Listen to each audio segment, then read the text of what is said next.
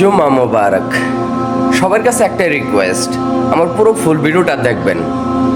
হয়তো আপনাদের ভালো লাগবে, আবার ভালো নাও লাগতে পারে। আমি গেছে শুক্রবারও কিন্তু বলেছিলাম জুম্মার দিনে কেউ হয়তো নামাজ পড়তে পারবে, কেউ হয়তো নামাজ পড়তে পারবে না। দেখুন, গেছে কালকে বৃহস্পতিবার নাইট ডিউটি করেছিলেন আমাদের অনেক বাংলাদেশি। তারপর ফিরে যাচ্ছিলেন তারা রুমের দিকে।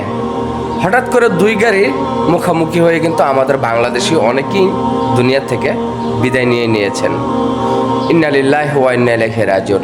ওনাদের জন্য দোয়া করবেন, ওনাদেরকে জন্য আল্লাহ পাক জান্নাতবাসী করেন এবং তাদের ফ্যামিলিদের জন্য দোয়া করবেন।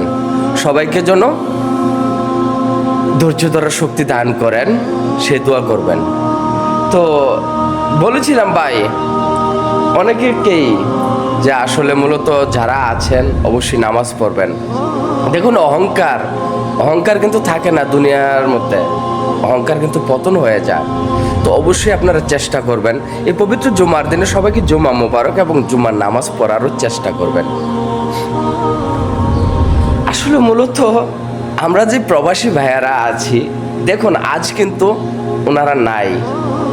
আজ জুমার দিন অবশ্যই ওনারা নামাজ পড়তেন, তাই না? যদি ওনারা বেঁচে থাকতেন, তো আজ ওনারা নাই।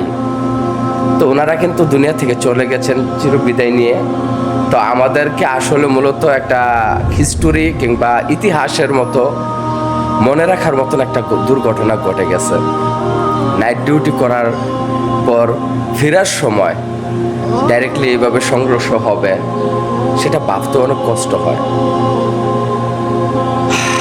কি বলবো, বলার কোনো ভাষা নেই। তো ভালো থাকবেন, ধন্যবাদ সবাইকে। জুম্মা মোবারক।